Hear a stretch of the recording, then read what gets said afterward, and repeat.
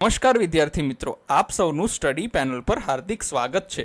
આજના વિડીયોમાં આપણે ધોરણ 6 ગણિત પ્રકાશનું પ્રકરણ 2 રેખાઓ અને ખૂણાઓનું જે અંતિમ વિચારો અને શોધો એટલે છેલ્લું સ્વાધ્યાય જે છે તે પાના નંબર 53 અને 54 પર આપેલ છે તેના સોલ્યુશનને જોઈશું। જો વિદ્યાર્થી મિત્રો તમારે આની પીડીએફ જોતી હોય તો ડિસ્ક્રિપ્શન બોક્સમાં અમારી ટેલિગ્રામ ચેનલની લિંક આપેલ છે, તેને જોઈન કરીને તમે આ સંપૂર્ણ પાઠના સોલ્યુશનની અને આવનારા બધા પાઠના સોલ્યુશનની પીડીએફ ત્યાંથી મેળવી શકો છો। વિચારો અને શોધો। 1.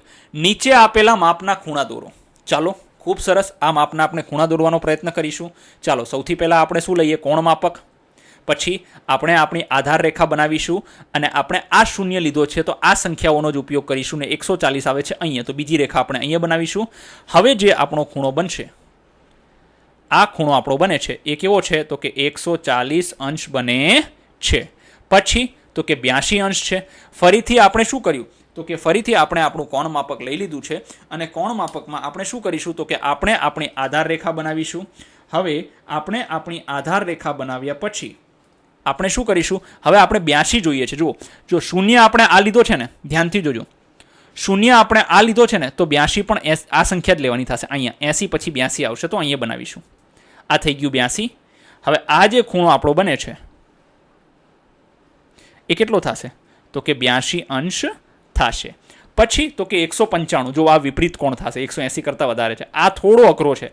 જુઓ, આ થઈ ગયા કેટલા છે? આ તો કે આ થઈ ગયા શૂન્ય। હવે આ લઈએ ને તો અહીંયા 180 સુધી જ આવે છે। ક્યાં સુધી આવે છે? 80 સુધી આવે છે। પણ હવે જુઓ, 360માંથી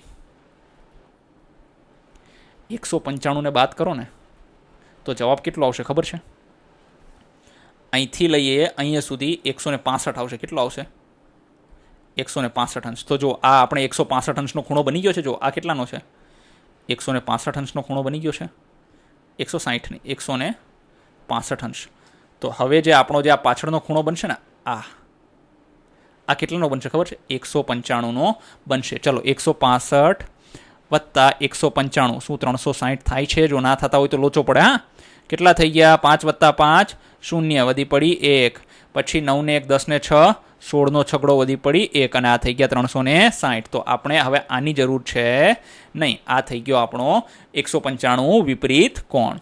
પછી જોઈએ 70 અંશનો ખૂણો। ચાલો, સૌથી પહેલાં લઈ લ્યો કોણ માપક।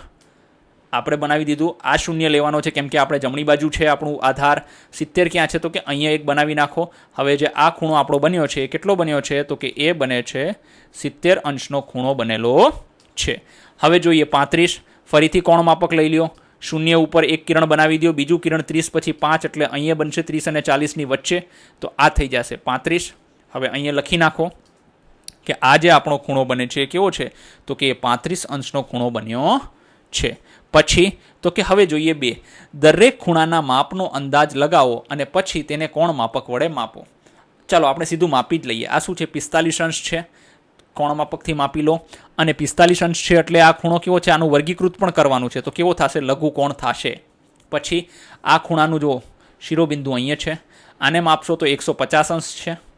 આ શું થશે? તો કે ગુરુ કોણ થશે। પછી જો આને માપીશું તો આ 120 અંશ છે અને આ થઈ જશે ગુરુ કોણ થશે। હવે આગળ જોઈએ ડીમાં, તો કે આ તો લઘુ કોણ જ દેખાય છે। શું છે? 30 અંશ છે। તો જો આ 30 અંશ છે તો આ કેવો થઈ જાય? તો કે લઘુ કોણ થઈ જાય છે। કેવું થઈ જાય છે?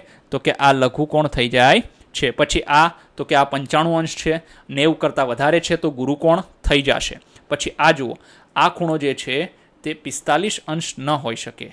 ના ના ના, વિપરીત કોણ છે। 45 ક્યારેય હોઈ શકે નહીં। આ ક્યારેય 45 અંશનો ખૂણો હોઈ શકે નહીં। કેટલો હોઈ શકે? જો આને તમે 10 માનો ને તો આ જે છે ને એ કેટલો થશે ખબર છે? 350 અંશનો ખૂણો થશે। કેટલો થશે? 350 અંશનો ખૂણો થશે અને આ થશે તમારો વિપરીત કોણ અથવા તો પ્રતિબિંબ કોણ કહી શકાશે। પછી 3 લઘુ કોણ, 1 કાટકોણ અને 2 ગુરુકોણ ધરાવતી કોઈ પણ આકૃતિ બનાવો। ચાલો, 2 ગુરુકોણ કીધા છે, આપણે એક જ લગભગ બનાવે છે। જો આ 3 લઘુકોણ થઈ ગયા। ક્યાં છે 3 લઘુકોણ? તો કે જો આ 1 લઘુકોણ, આ 2 લઘુકોણ અને આ 3 લઘુકોણ। હવે એક કાટકોણ બનાવો। જો આ કાટકોણ બની ગયો આપણો। પછી શું કહે છે કે 2 ગુરુકોણ બનાવો। જો આ એક ગુરુકોણ બની ગયો, જોયું? બરાબર છે। આ શું છે? ગુરુકોણ છે। બરાબર, આપણે એક જ બનાવ્યો છે. બીજો ગુરુકોણ તમે તમારી જાતે બનાવી લેજો. જો કે બનાવો હોય તો બની જાય, સીધો આમ રેખા કરો એટલે આ બાજુનો ગુરુકોણ બની જાય છે. બરાબર છે. ચાલો, તો આ તમે તમારી જાતે બનાવજો. પછી શું કીધું છે? અક્ષર એમ એવી રીતે દોરો કે તેની બાજુઓના ખૂણા 40 હોય અને વચ્ચેનો ખૂણો 60 હોય. જુઓ હવે શું કીધું છે? આપણે એમ બનાવવાનો છે. જો આમ, તો જે આ ખૂણા છે ને, આ બંને આ કેટલાના હોવા જોઈએ? 40 હોવા જોઈએ. કેટલાના?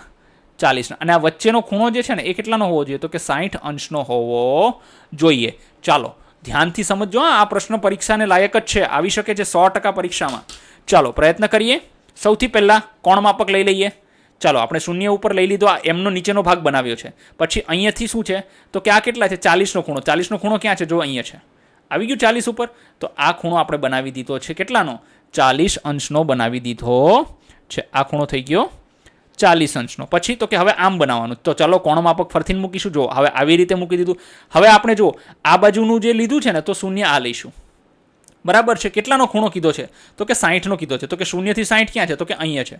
તો અહીંયા બનશે. જો હવે આ ખૂણો આપણો બને છે 60 અંશનો બને છે. પછી ત્રીજી વખત હવે કોણ માપક ફરીથી રાખી દઈએ આપણે. આ પાયો લીધો, તો આ જે છે અહીંયા શૂન્ય છે. તો આ 0 થી 40 ક્યાં છે? તો કે અહીંયા છે. તો આ આપણો 40 અંશનો ખૂણો બને છે. વિદ્યાર્થી મિત્રો, આ વિડીયોને એક વખત ફરીથી જોજો 100%, કારણ કે આ એટલી સરળથી સમજમાં આવવાનું નથી. તો તમને એમ લાગે સર આ તો ત્રાસો એમ બન્યો છે, પણ એમ આવી રીતે 40 60 40 60નો શું 40 60 40નો આવી જ રીતે બનાવી શકાય છે.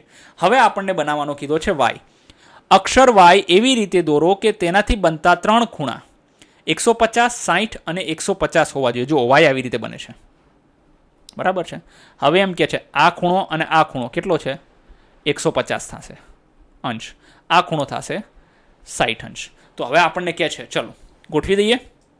ચલો પહેલા જો આ વાયની ઊભી રેખા. હવે આ શૂન્ય લીધો તો અહીંથી 150 ક્યાં છે? હવે જો આ શૂન્ય લીધો ને, ઉપરની રેખા જોશે તો 150 ક્યાં છે? અહીંયા છે. તો અહીંયા બનાવી દીધો. તો પહેલો ખૂણો આપણો આ બની ગયો. જોયું? આ કેટલાનો બન્યો? તો કે 150 અંશનો બન્યો છે. આને ભૂસી નાખીએ આપણે, કારણ કે થોડુંક કપાઈ છે. અહીંથી નાનો બનાવી દઈએ. ચલો 150 અંશ થઈ ગયો. હવે આપણે આપણા કોણ માપકને આ બાજુ રાખીએ. હવે જો આ શૂન્ય લઈશું તો 150 ક્યાં થાય? તો કે અહીંયા થાય છે. બની ગયો આ. હવે આ પણ કેટલો બન્યો?